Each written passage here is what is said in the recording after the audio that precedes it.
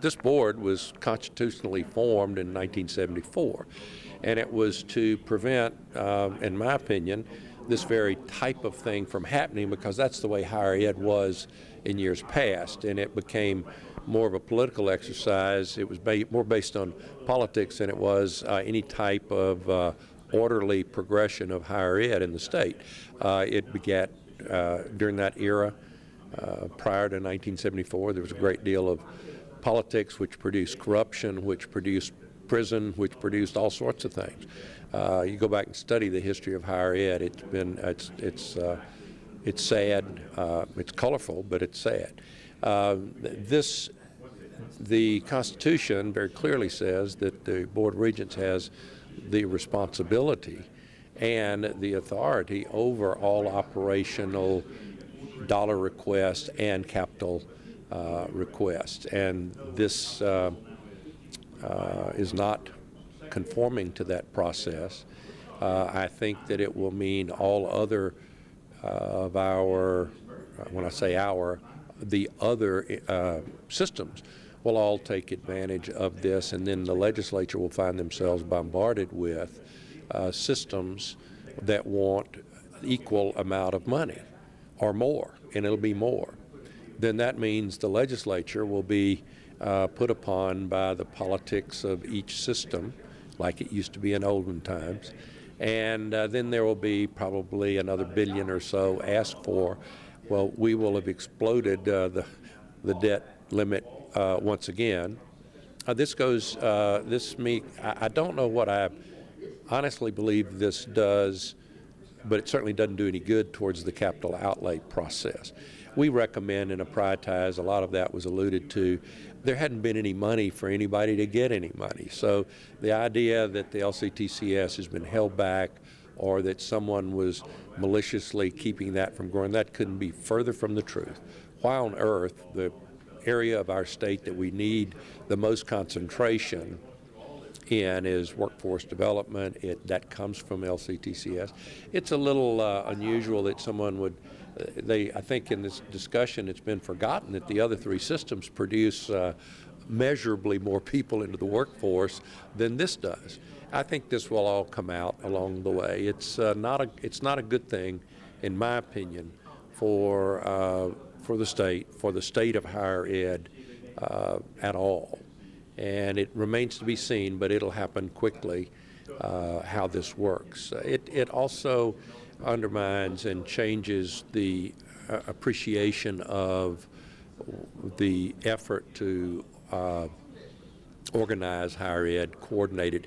As I said before in committee today, it's very difficult to coordinate something you don't know about.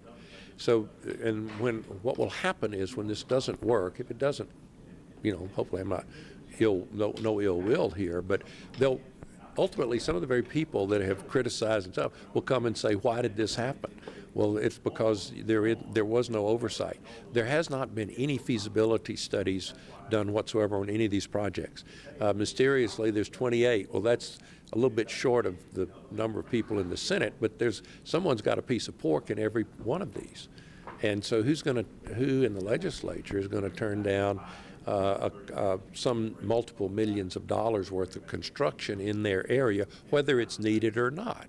Which is a sad comment, but it's been made over and over again. Anyone who's watching this should not be amazed about why we are where we are as a state and why we have the troubles within higher ed that we do now. It's because of disoriented effort and not, the idea, I said my analogy was flying in formation, and when you have one ship out of the formation, the group is less protected and less likely to complete the mission, and as is the errant one out, more exposed.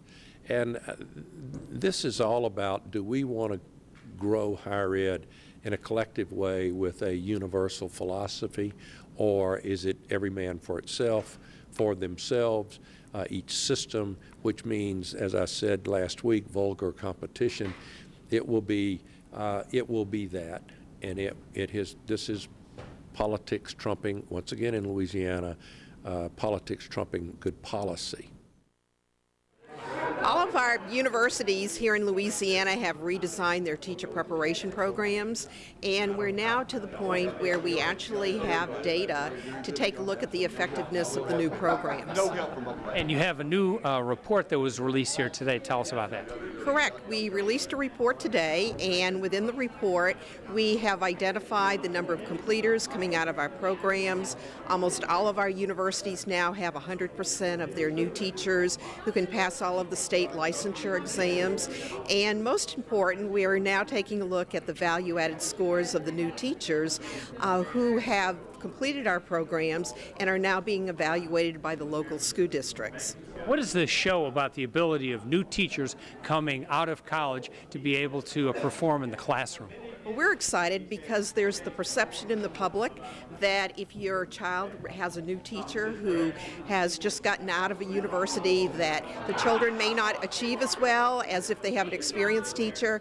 And our results are showing that all of our universities have at least one content area in which they're preparing teachers, where 50% or more of the new teachers ended up being within a level of efficient, effective, proficient, or highly effective when they receive their scores for the new value-added system being used within our state for teacher evaluation. Where does Louisiana rank compared to other states in terms of being able to improve teacher performance in new teachers? Well, we're the first state that had a statewide process to evaluate new teachers using a value-added assessment model, and we're now the first state that is providing our universities with what we call drill-down data, where it allows our universities to identify where they have strengths and weaknesses as they're preparing new teachers. So this is helping our universities create even more effective teachers as they're using the data to make changes to their programs.